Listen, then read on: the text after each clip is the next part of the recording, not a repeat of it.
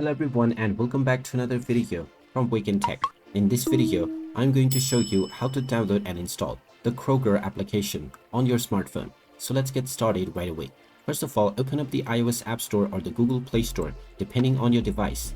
And once you open it up, just tap on the search box and then type in Kroger and start your search.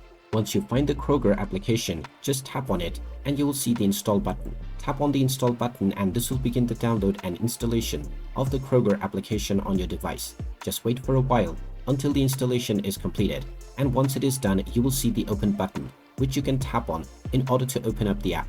And once the application is opened up, you can proceed forward with logging in to your existing account or signing up to create a new one in order to start using the Kroger application on your device right away. And there you have it. That is how easy it is to download and install the Kroger application on your smartphone.